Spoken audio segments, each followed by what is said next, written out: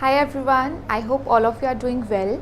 Today we are going to continue the lecture series of stereochemistry, and today we will start the calculation of stereoisomers. In previous lectures we have studied about the different classes of isomers and then detailed explanation of stereoisomers, their properties and also meso compounds and their relation with optical activity. Today we will start the calculation of stereoisomers. So we have divided this part in two different categories, calculation of optical isomers and calculation of geometrical isomers. तो optical isomers को calculate करने के लिए हमारे पास अलग formulas हैं और geometrical isomers को कैलकुलेट करने के लिए अलग फॉर्मूला है. बट अगर बेसिकली एक सबसे कॉमन फॉर्मूला की बात करें तो वो हमारे पास रहता है 2⁻n. जैसे कोई हमारे पास मॉलिक्यूल है जिसमें n number of chiral centres हैं तो उसके टोटल स्टीरियोआइसोमर्स, हम ये नहीं कह रहे कि ऑप्टिकल है, ज्योमेट्रिकल है, कैसा है, कुछ भी नहीं, सीधे टोटल की बात करनी हो तो हम कैलकुलेट करते हैं with the formula 2⁻n, where n is the number of chiral centres. ठीक है, तो ये तो आपने 2⁻n वाला तो सुना होगा, बट उसके अलावा भी हमारे पास कुछ केसेस रहते हैं. उन डिफरेंट केसेस में हम क्या फॉर्मूला पुट करेंगे और किस तरीके से कैलकुलेशन करेंगे वो मैंने यहाँ पे समराइज़ किया है ताकि आपको इस एक चार्ट से ही सब कुछ लर्न हो जाए और आप बहुत ईजिली ऑप्टिकल आइसोमर्स की कैलकुलेशन कर सको. ठीक है, अगर आपके पास क्वेश्चन बनता है तो सबसे पहले आपको तो ये पता होना चाहिए कि हमारे पास मॉलिक्यूल दो तरीके के हमें मिलेंगे, अनसिमेट्रिकल मॉलिक्यूल या सिमेट्रिकल मॉलिक्यूल. अनसिमेट्रिकल मॉलिक्यूल वो होंगे जिसमें हमारे पास कोई प्लेन प्रेजेंट नहीं होगा, नो प्लेन प्रेजेंट. बट जो हमारे पास सिमेट्रिकल मॉलिक्यूल होगा उसमें प्लेन ऑफ सिमेट्री प्रेजेंट हो सकती है या सिमेट्री एलिमेंट्स प्रेजेंट हो सकते हैं. जनरली हम प्लेन ऑफ सिमेट्री से डिस्टिंग्विश कर देते हैं. तो दो टाइप से हो गए. अब जो अनसिमेट्रिकल मॉलिक्यूल है जिसमें प्लेन प्रेजेंट नहीं है उसमें चाहे आपके पास एसिमेट्रिक सेंटर का नंबर इवन है चाहे ऑड है, यही फॉर्मूलाज यूज़ होते हैं. एसिमेट्रिक सेंटर का नंबर चाहे आपके पास इवन है चाहे ऑड है, ये फॉर्मूलाज रहते हैं. बट जो सिमेट्रिकल मॉलिक्यूल है अगर उसमें एसिमेट्रिक सेंटर या कायरल सेंटर का नंबर इवन है तो ये फॉर्मूलाज रहेंगे, अगर ऑड है तो ये फॉर्मूलाज रहेंगे. देखो क्या क्या आपसे पूछा जा सकता है ऑप्टिकल आइसोमर्स की कैलकुलेशन के लिए. फर्स्ट है number of optically active isomers, कि ऑप्टिकली कितने आइसोमर्स एक्टिव हैं. अब मैं ये चीज़ यहाँ से थोड़ा सा पहले ना क्लेरिफाई कर देती हूँ. आपने अभी पढ़ा था इनैंशियोमर्स, डायस्टीरियोमर्स के बारे में एज वेल मीज़ो कंपाउंड्स के बारे में. तो जो आपके पास मीज़ो कंपाउंड्स थे वो ऑप्टिकली इनएक्टिव थे. ठीक है, था वो भी उसी का एक स्टीरियो आइसोमर या उसका एक पार्ट, बट ऑप्टिकली इनएक्टिव था ना. दैट्स वाई यहाँ पे अलग अलग कैटेगरीज बनाई हैं, क्योंकि सारे ऑप्टिकली एक्टिव होंगे ये ज़रूरी नहीं है. तो वो आपसे क्या पूछ सकता है कि सिर्फ मुझे उन आइसोमर्स का नंबर बताओ जो ऑप्टिकली एक्टिव है. अगर कोई ऐसा मॉलिक्यूल है जो अनसिमेट्रिकल है जिसमें कोई प्लेन प्रेजेंट नहीं है और आपसे वो total number of optically active isomers पूछ रहा है तो आप फॉर्मूला पुट करोगे 2⁻n, where n is the number of chiral centre, where n is the number of chiral centre, कि कितने कायरल सेंटर प्रेजेंट हैं वो पुट करोगे. अगर आपसे पूछता है मीज़ो फॉर्म तो आंसर होगा 0. बिल्कुल क्लियर है.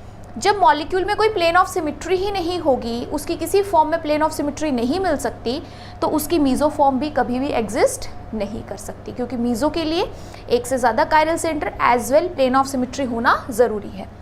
अगर आपसे पूछता है नंबर ऑफ इनैंशियोमेरिक पेयर या रेसमिक मिक्सचर, इट मीन्स वो आपसे जो ऑप्टिकली एक्टिव आइसोमर्स हैं उनको पेयर की फॉर्म में पूछना चाहता है. सपोज आपके पास 4 ऑप्टिकली एक्टिव आइसोमर्स आए हैं तो वो पेयर की फॉर्म में कितने हो जाएंगे. तो दैट्स वाई 2⁻n को 2 से डिवाइड कर दे, या फिर आप इसको लिख सकते हो a/2.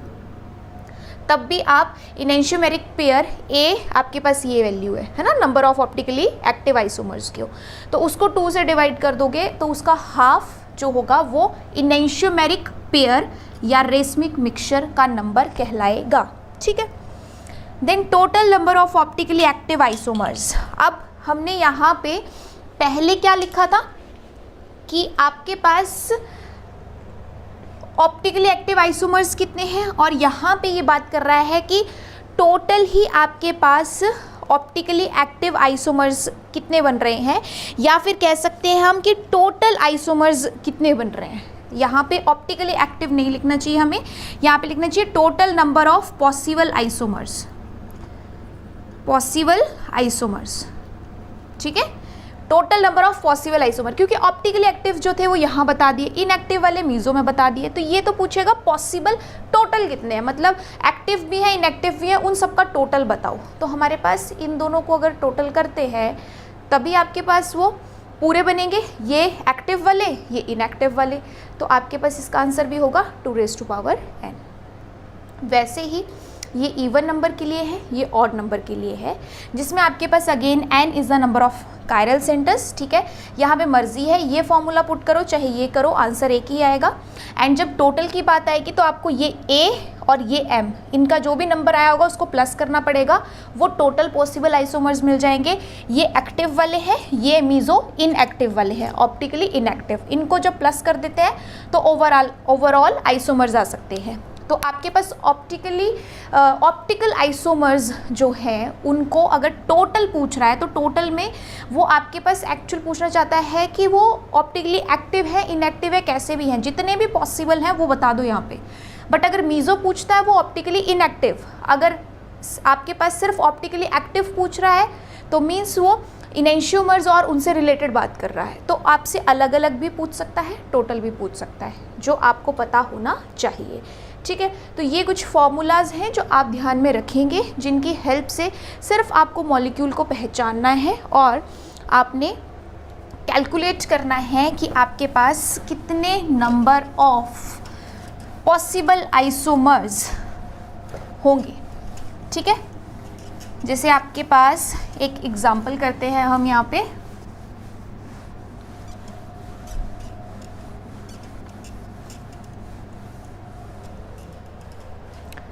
आपको एक एग्जाम्पल दिया हमने इस तरीके से, ठीक है। अब ये मॉलिक्यूल हमारे पास कैसा है, अनसिमेट्रिकल, इसमें कोई प्लेन ऑफ सिमेट्री प्रेजेंट नहीं है, तो ये अनसिमेट्रिकल मॉलिक्यूल हुआ first case.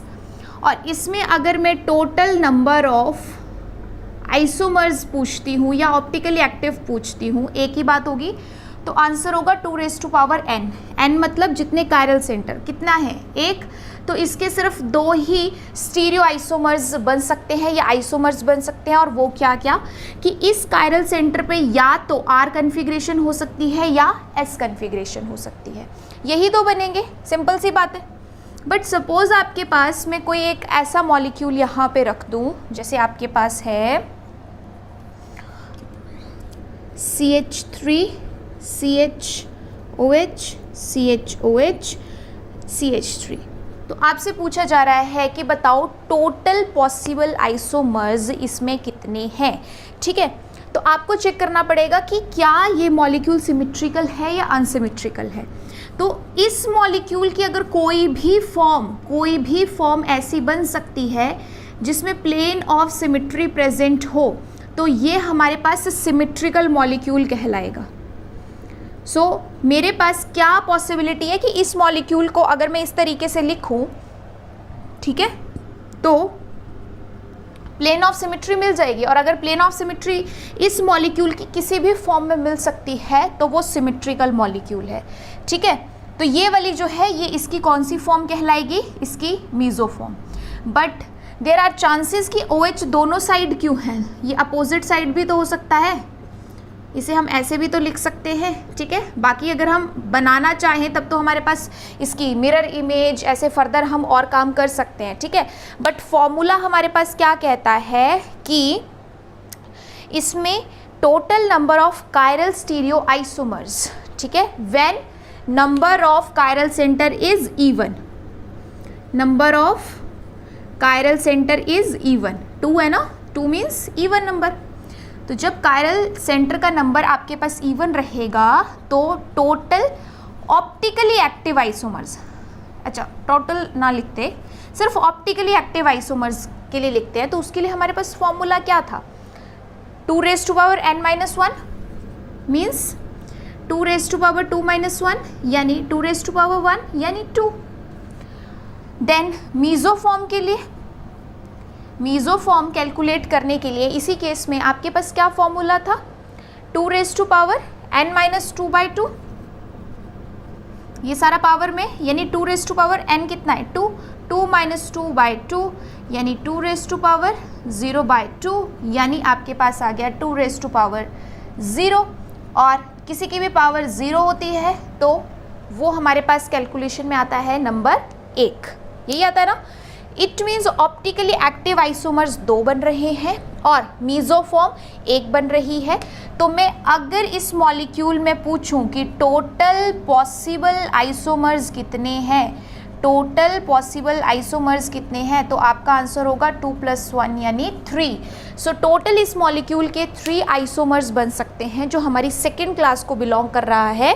Symmetrical molecule with even number of chiral centre, जिसमें हमें 2 ऑप्टिकली एक्टिव आइसोमर्स मिल रहे हैं और एक हमें मीज़ोफॉर्म मिल रही है। तो ये मीज़ोफॉर्म है और जो बाकी 2 हैं वो कौन है, एक ये होगा और एक इसी की मिरर इमेज।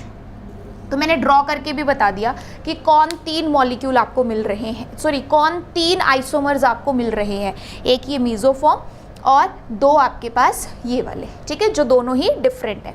सो ये बात का ध्यान रखना है जब सिमेट्रिकल और अनसिमेट्रिकल चेक करना है कि क्या ये मॉलिक्यूल कोई भी अपनी फॉर्म ऐसे बनाता है कि उसमें प्लेन ऑफ सिमेट्री मिल जाएगी, और अगर प्लेन ऑफ सिमेट्री मिल जाएगी इट मीन्स वो सिमेट्रिकल मॉलिक्यूल कहलाएगा, ठीक है। ओके, अब नेक्स्ट हम बात करेंगे ऑप्टिकल आइसोमर्स का। तो हमें समझ आ गया कैसे कैलकुलेशन रहेगा, बट जो दूसरा हमने क्लास डिस्कस किया था वो था ज्योमेट्रिकल आइसोमर्स का।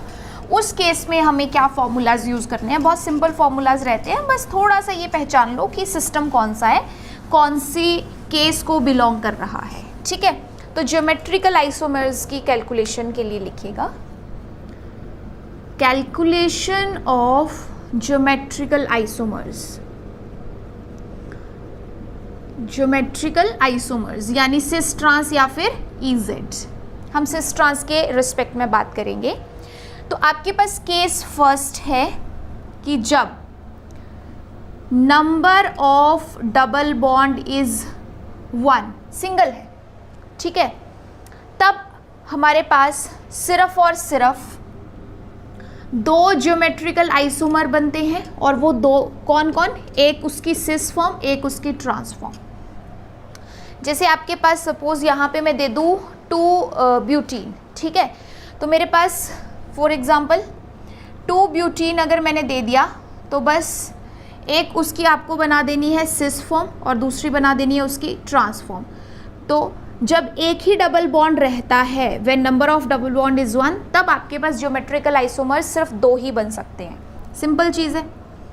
Case 2, when number of double bond is 2 और more than 2, number of double bond is 2 और मोर देन 2, पहली चीज़ ये, plus ends are different. Ends are different का मतलब क्या है कि आपके पास, जैसे मैं यहाँ पे एग्जांपल दे दूँ आपको 2,4 हेप्टाडाइईन, 2,4 हेप्टाडाइईन, तो इसमें पता चल रहा है ना 2 डबल बॉन्ड है, ठीक है। अब ये 2 डबल बॉन्ड हमारे पास कैसे, जैसे ये है HCH3 6 7 C2H5, सॉरी एक्स्ट्रा हो जाएंगे, है ना, C2H5 यहाँ पे H यहाँ पे H, ठीक है। तो ये मैंने एक फॉर्म बनाई है 2,4 हेप्टाडाइन की। अब अगर आपको इसमें क्या दिख रहा है कि 2,4 हेप्टाडाइन में मेरे पास नंबर ऑफ डबल बॉन्ड कितना है, 2 या 2 से ज़्यादा, और एंड्स डिफरेंट है। एंड्स डिफरेंट का मतलब कि यहाँ से स्टार्ट किया और यहाँ पे ख़त्म हुआ, तो ये जो सब्स्टिट्यूएंट्स हैं इस एंड पे और इस एंड पे दोनों डिफरेंट हैं, इट मीन्स एंड्स आपके पास डिफरेंट हैं। तो इस केस में आपके पास जो फॉर्मूला रहेगा वो होगा 2 raised to power n, और n क्या है, नंबर ऑफ डबल बॉन्ड, ठीक है। इट मीन्स यहाँ पे हम पुट करेंगे 2 raised to power 2, तो आपके पास आने चाहिए 4 ज्योमेट्रिकल आइसोमर्स। तो वो 4 ज्योमेट्रिकल आइसोमर्स कैसे बनेंगे? जैसे आपके पास अभी अगर मैं इस डबल बॉन्ड पे देखूं तो ये भी है सिस डबल बॉन्ड, और इस पे अगर इन दोनों को देखूं तो ये भी दोनों हाइड्रोजन सेम साइड है, इसलिए ये भी है सिस। तो मेरे पास क्या बन सकता है? एक सिस सिस, एक मेरे पास ये पॉसिबिलिटी है दोनों डबल बॉन्ड को रखूं मैं ट्रांस ट्रांस। कैसे हो सकता है? ऐसे है, ये CH3 है, तो यहाँ पे मेरे पास है C2H5। तो देखो यहाँ का जो H और यहाँ का H, इस डबल बॉन्ड पे दोनों डिफरेंट ट्रांस, इसका H और इसका H ये दोनों एक दूसरे से डिफरेंट, ये भी ट्रांस, ये भी ट्रांस, ये भी मेरे पास यहाँ पे ट्रांस, ये भी ट्रांस। ठीक है, तो इसी तरीके से मेरे पास और क्या पॉसिबिलिटी बन सकती है कि इस डबल बॉन्ड को मैं रखूँ सिस तो इसको कर दूँ ट्रांस, या फिर इसको रखूँ मैं ट्रांस और इसको रखूँ मैं सिस। तो ये 4 मेरे पास पॉसिबिलिटीज़ हैं जिसमें जब डबल बॉन्ड का नंबर 2 या 2 से ज़्यादा हो, क्योंकि 2 है तब तो हम क्लियरली यहाँ पे बता रहे हैं, 2 से ज़्यादा हुआ तो फिर हमें ये सारे अरेंजमेंट्स करने में हमारा टाइम जा सकता है। सो डायरेक्ट फॉर्मूला पुट करो 2n। जब आप बस देखना क्या है कि जहाँ से स्टार्ट किया और जहाँ पे ख़त्म किया उसके सब्स्टिट्यूएंट सारे बराबर तो नहीं है। जैसे यहाँ पे मिथाइल है, यहाँ C2H5 है, मीन्स डिफरेंट है, तो यहाँ हो सकता है ये वाला केस। तो एंड्स डिफरेंट होने चाहिए और डबल बॉन्ड का नंबर 2 या 2 से ज़्यादा होना चाहिए। तो उस केस में फॉर्मूला पुट होता है 2 raised to power n। तो यहाँ पे क्योंकि डबल बॉन्ड 2 थे तो 2 raised to power 2 किया और आंसर आ गया 4। अब वो 4 ज्योमेट्रिकल आइसोमर्स कौन कौन है? जब दोनों डबल बॉन्ड सिस सिस होंगे या दोनों ट्रांस होंगे। जब ये सिस होगा ये ट्रांस, जब ये ट्रांस ये सिस, ये दोनों डिफरेंट हैं। क्यों डिफरेंट है? Because of these substituents. अगर सब्स्टिट्यूएंट बराबर होते फिर ये लास्ट के दोनों केस एक ही माने जाते, बट ऐसा यहाँ नहीं है क्योंकि ये सब्स्टिट्यूएंट डिफरेंट है। तो इसका सिस और इसका ट्रांस होना मीन्स दोनों डिफरेंट आपके पास माना जाएगा। ठीक है, सो बहुत सिंपल केस है, कुछ बहुत ज़्यादा डिफिकल्ट है नहीं इसमें।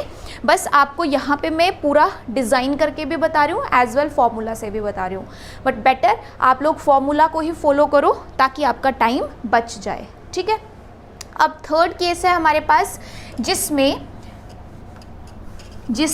क्या होगा? नंबर ऑफ डबल बॉन्ड अभी भी 2 या 2 से ज़्यादा होगा, बट जो एंड्स हैं वो अब सेम रहेंगे। एंड्स जो हैं वो हमारे पास क्या रहेंगे? सेम रहेंगे।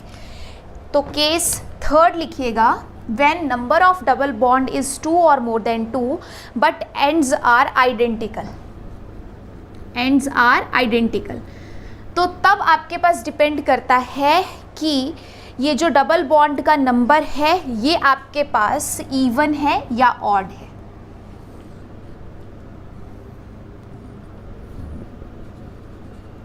Number of double bond is even और number of double bond is odd. अगर तो आपके पास नंबर ऑफ जो डबल बॉन्ड है, ठीक है, वो अगर आपके पास इवन है तब क्या करना है आपको? फॉर्मूला तो दोनों के लिए एक ही रहेगा। ठीक है, फॉर्मूला दोनों के लिए एक ही रहेगा, बस एक टर्म ऐसी है जिसको कैलकुलेट करने के लिए दोनों में थोड़ा सा डिफरेंस आ जाता है। फॉर्मूला क्या है? 2 raised to power n minus 1 plus 2 raised to power rho minus 1। 2 raised to power n minus 1 plus 2 raised to power rho minus 1। ठीक है, जब आपके पास n का नंबर है इवन तब रो की वैल्यू होगी, जब n का नंबर है इवन तब रो की वैल्यू होगी n/2,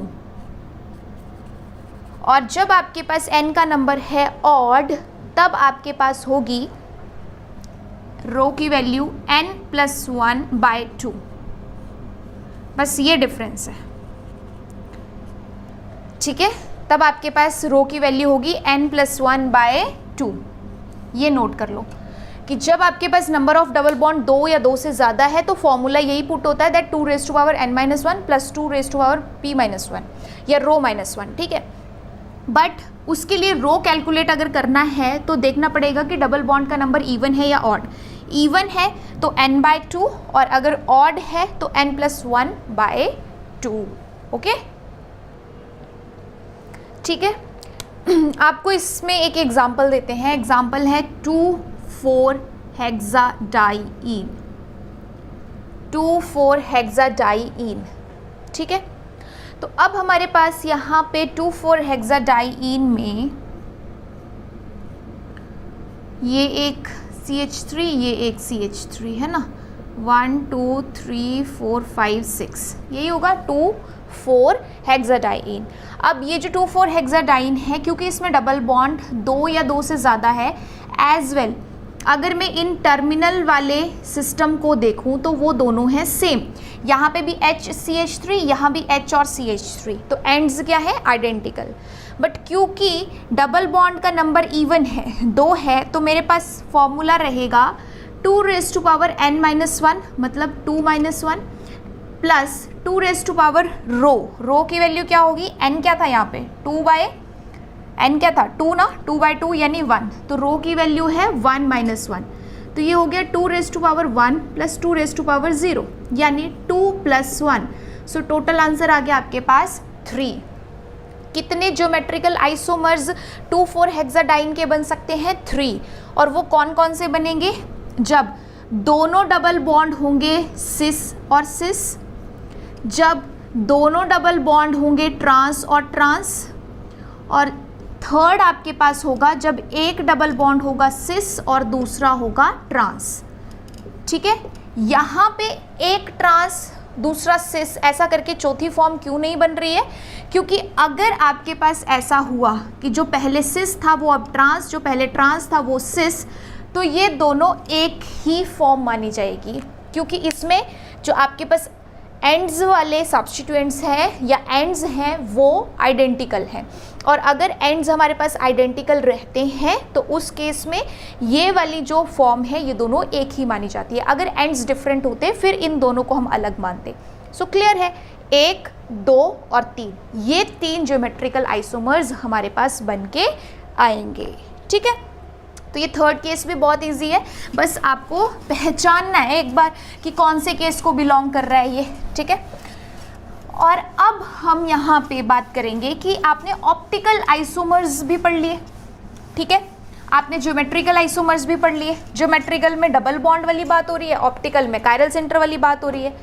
बट अगर आपके पास ऐसा कोई केस है, अगर आपके पास कोई एक ऐसा केस है जहाँ नंबर ऑफ डबल बॉन्ड भी या आप ऐसे कह दो where double bond plus chiral centre दोनों प्रेजेंट है, ठीक है, डबल बॉन्ड भी है कायरल सेंटर भी है, बट डबल बॉन्ड वही जो सिस और ट्रांस पोजेस कर सकते हैं। ऐसा डबल बॉन्ड नहीं चाहिए जो सिस और ट्रांस ही नहीं दे सकता। वो कौन सा होता है, जिसमें जो हमारे पास एक ही कार्बन के सब्स्टिट्यूएंट्स है वो आपस में क्या होते हैं, सेम होते हैं, उसमें हम सिस ट्रांस की बात नहीं करते, ठीक है। तो जब हमारे पास ये बात हो रही है यहाँ कि नंबर ऑफ डबल बॉन्ड और कायरल सेंटर मतलब दोनों अगर हमारे पास प्रेजेंट है, फिर हम क्या फॉर्मूला पुट करेंगे, तो हमारे पास फॉर्मूला रहेगा 2n, और यहाँ पे n number of chiral centre plus number of double bond which can show और which can possess geometrical isomerism. सिर्फ उन्हीं डबल बॉन्ड को लेना है जो सिस ट्रांस बता सकते हैं, सिस ट्रांस फॉर्म में एग्जिस्ट कर सकते हैं, ठीक है, या इजेड फॉर्म में एग्जिस्ट कर सकते हैं। तो जैसे अगर आपके पास सपोज मैं ऐसे बात करूं कि नंबर ऑफ डबल बॉन्ड किसी सिस्टम में है, एक नंबर ऑफ कायरल सेंटर है या एसिमेट्रिक सेंटर है एक, जैसे आपके पास ऐसे ही दे दिया मैंने कुछ, तो ये कायरल सेंटर भी है, OH H मिथाइल ये डिफरेंट, और ये डबल बॉन्ड ऐसा है, अभी ये ट्रांस में है, बट अगर हाइड्रोजन को मैं सेम साइड कर दूं तो क्या हो सकता है, सिस भी हो सकता है, ठीक है, यानी इसकी दूसरी फॉर्म ऐसे भी तो एग्जिस्ट कर सकती है ना। तो इस केस में मेरे पास आंसर आएगा 2 यानी 4।